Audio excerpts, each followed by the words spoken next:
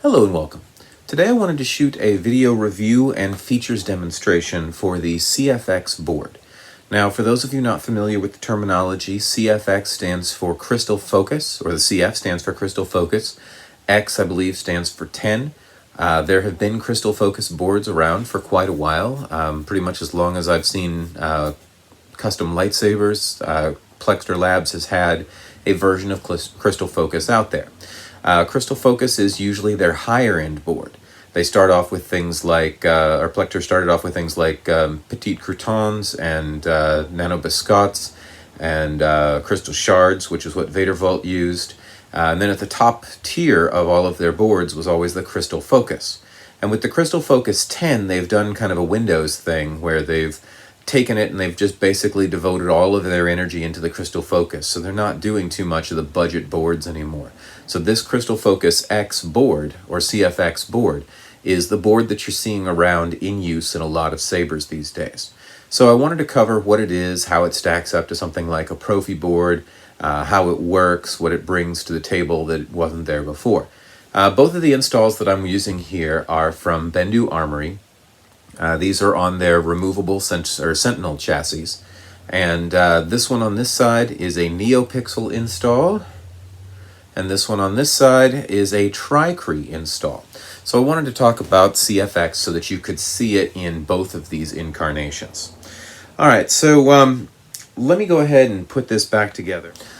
All right, so now that I've got it recombobulated, let me give you a rundown of the Crystal Focus features as they apply to a neopixel board, which is what this is really designed for. I'll talk about the cree a little bit later, but as they apply to a neopixel board. Soundbank selection. Audio player. SD card USB access. System menu. Exit menu. Nightfall. Crystal focus. Nebula. Granny. Revolve. Shadow. The old Republic. Crystal. The old Republic. Light. Shot. Youngling. This is General Kenobi. Audio player. SD system exit menu. Nightfall. Exit menu. Nightfall. Exit menu. Nightfall.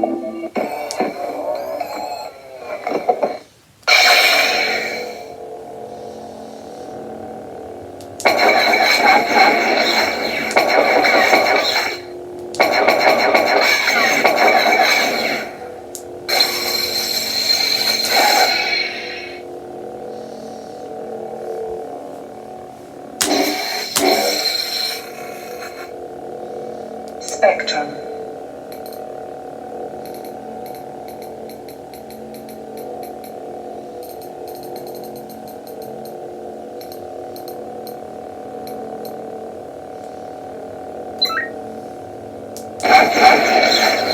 Spectrum. Blade profiles.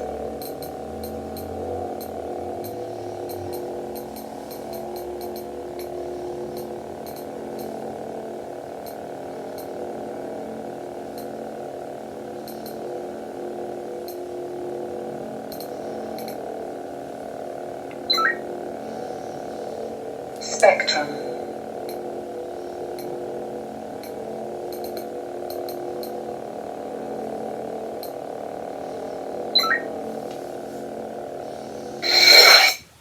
All right, so that was a pretty decent rundown of all of the features of this, save one, and I'll talk about that one in just a moment. But what you could see is that when you power on a neopixel, the CFX board supports all the wonderful things that a neopixel can do, like the progressive up and down that makes it look like the blade is extending and retracting, all of the different animations. Once you have the saber loaded up, you can cycle through Soundbanks, and all the Soundbanks that you heard on here are ones that come pre-installed on the board. You cycle through Soundbanks by, when the saber's off, holding down on the auxiliary button and keep on cycling through it. Another thing about holding down on the button, if you hold down long enough, it gets to the Soundbank selection. If you hold down slightly less,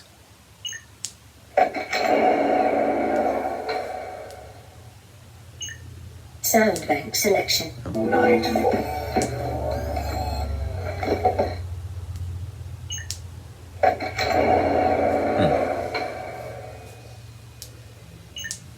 Soundbank selection. Nightfall.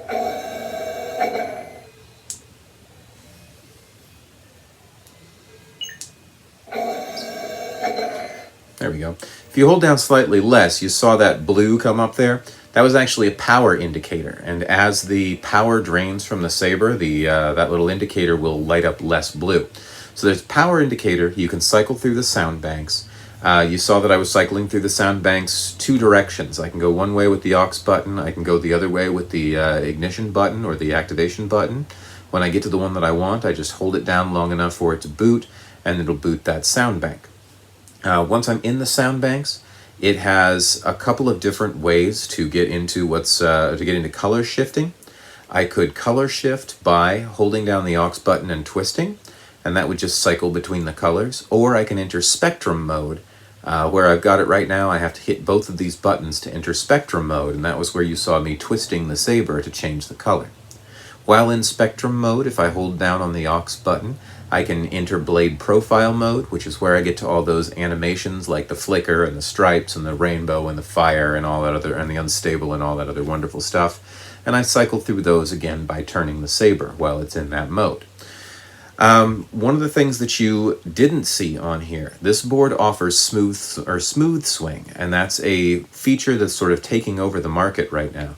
Basically what smooth swing is instead of a swing sound that's sort of static, where you have a hum sound and then you swing and the blade swings and then there's a little bit of a lag and then you have the hum sound again. Smooth swing is a hum that is progressive, so the swing keeps going as long as the blade's moving and changes tempo if the blade starts to move faster. That sound bank that I had loaded here, that the Nightfall, did not have a smooth swing application. If I want to show you smooth swing, there's a couple of fonts on the default that have it, and several of the fonts that don't, because a lot of these fonts are the same fonts that they've been using on their Crystal Shard and their Crystal Focus boards for quite a while. So if I go to the cat font that they've installed on here, Schrodinger's cat. Soundbank selection. Nightfall. Exit menu. System menu. SD card. Audio player. There we go. Okay, if I go to the cat font, you'll notice that this one's got a smooth swing font. So when I start swinging the blade, you're going to notice that it, instead of a swing sound, it actually takes over with a hum sound that changes tempo.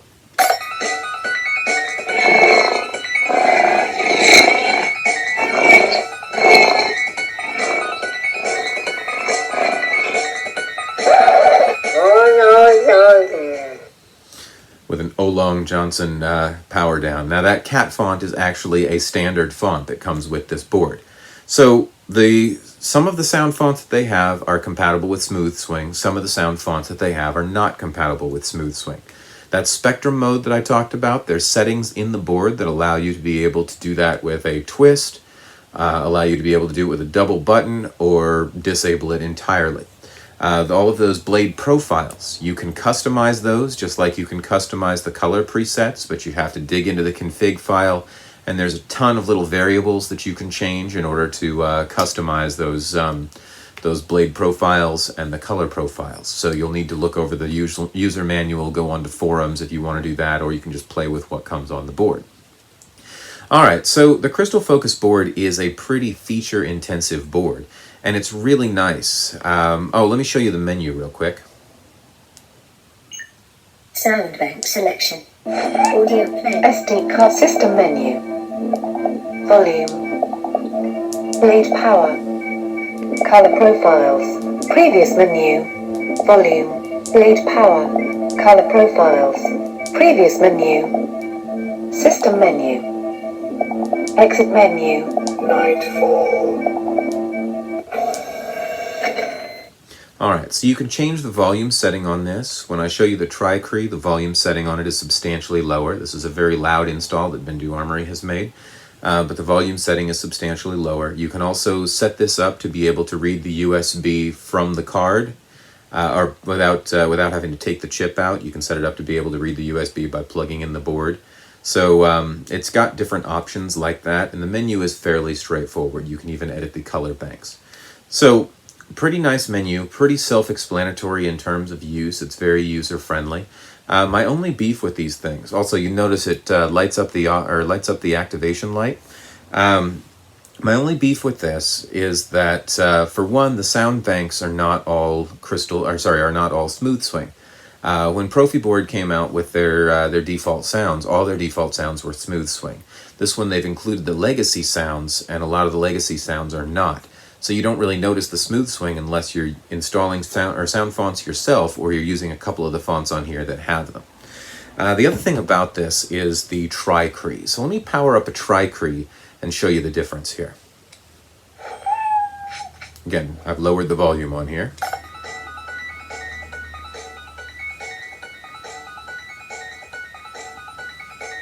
Spectrum.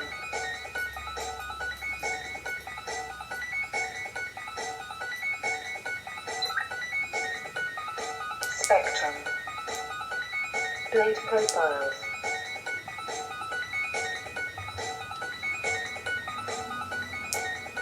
Color profiles.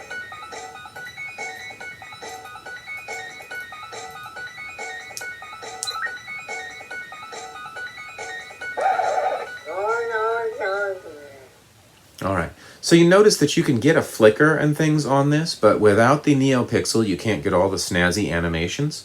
The cree is reasonably bright, especially on this Bendu Armory install. The cree is as bright to me as the neopixel, and I know I'm going to get some hate for that because everybody's all, neopixel is blindingly bright, there's no comparison. But seriously though,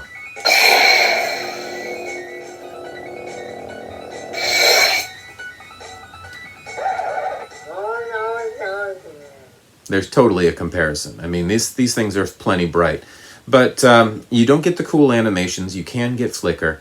You notice that when I went to the blade profiles, in theory, they have the ability in blade profiles on the board to be able to do things like put a flicker or an unstable gradiated flicker or different things like that in those blade profiles. If you actually look at the config file for the blade profiles for this thing on cree, it's empty. They have installed no cree profiles. Also, the config file on this, you see how the button is lit right here. There's a sleep mode that you can set where this button light goes off so it doesn't drain your battery, and the saber goes into sleep mode. On the cree config file, that is set to never happen. So this thing just stays lit until it drains your battery and it never goes to sleep. Now that's an easy fix. All you have to do is turn that feature on, but the default config file has it off. So basically, the CFX board is fairly user-friendly. If you're comparing it to something like the Profi board, you practically have to have a degree in computer engineering to get the best out of a Profi board, or just piggyback off of other people's work. This one's a lot more accessible, but then it's not as open source. So it can't do quite as much as a Profi board, but it can still do a lot.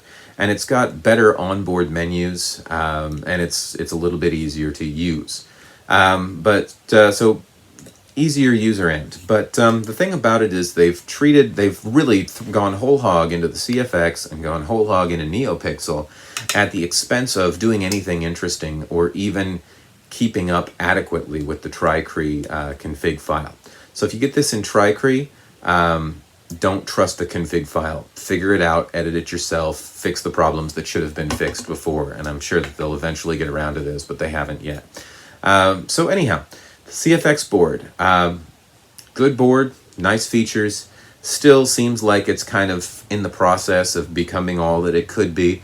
But again, as time goes on, Plecter Labs, I'm sure, can fix their sound fonts, include those with the default file, fix the cree configuration file and update that. So with all these things, you watch a video like this, before you take my word for it that the file is out of date and that has all these problems with it, check and see if it's been fixed, because this stuff all changes within the industry. But really nice, user-friendly, great advancement over the previous CFX and the Crystal Shard boards. There's a lot more features. That Spectrum mode is really nice, and just a lot more features and a lot more usability than those earlier boards. So it's keeping up with industry trends. All right, hopefully this review has been of interest to you. It's given you some idea of what the CFX board can do. And if you've enjoyed this, please join me back for more, and I'll see you next time.